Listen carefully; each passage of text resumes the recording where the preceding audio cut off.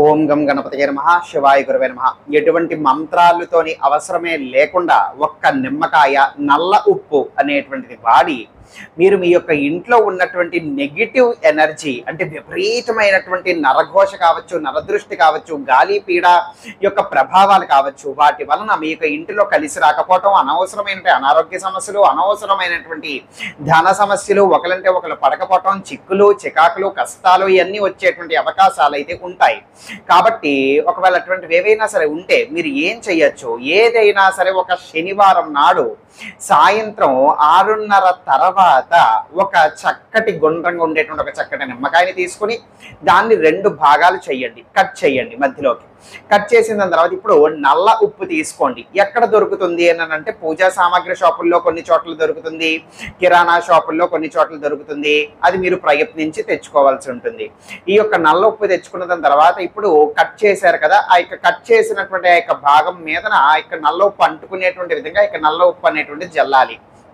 జల్లిన తర్వాత మీ యొక్క ఇంటిలో ఉండేటువంటి అన్ని ద్వారాలు కూడా అంటే గడపలు అనమాట. ఇప్పుడు ప్రతి ఒక్క గదికి, ప్రతి ఒక్క రూమ్కి వెళ్ళేటప్పుడు ఎంట్రన్స్ అంటూ ఉంటుంది కదా, ద్వారం అంటూ ఉంటుంది కదా, గడప. ఆ యొక్క ప్రతి గడప దగ్గర కూడా నించొని ఒక 5 సార్లు చుట్టూకి ఈ విధంగా దిష్టి తీస్తున్నట్టుగా దాన్ని తిప్పండి. ఆ యొక్క కట్ చేసినటువంటి ఆ యొక్క నిమ్మకాయలని ఆ విధంగా అన్ని ద్వారాల దగ్గర కూడా, ఇంట్లో ఎన్ని ఉంటే అన్ని ద్వారాల దగ్గర కూడా తిప్పిన తర్వాత అప్పుడు మీ యొక్క ఇంటి మెయిన్ ఎంట్రన్స్ అనమాట, అంటే లోపలికి రావడానికి ద్వారం, అక్కడికి వెళ్ళండి. అక్కడ కూడా అదే విధంగానే 5 సార్లు తిప్పిన తర్వాత మీ యొక్క ఇంటి మెయిన్ ఎంట్రన్స్ ఏదైతే ఉందో ఇంటి లోపలికి రావడానికి ఆ యొక్క ఇంటి గడప బయట ఒక మూలకి పెట్టండి ఆ యొక్క కట్ చేసినటువంటి ఆ యొక్క నిమ్మకాయ ముక్కలని, ఆ విధంగా నల్లొప్పుతో ఉండేటువంటివి.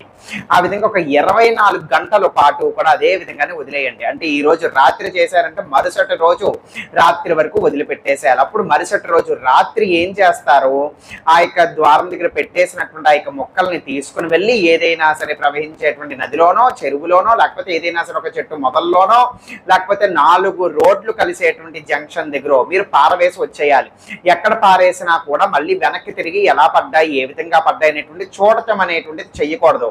పారవేసి తిరిగి వచ్చేసి కాళ్ళు, చేతులు, ముఖం అనేటువంటి శుభ్రంగా కడుక్కోండి.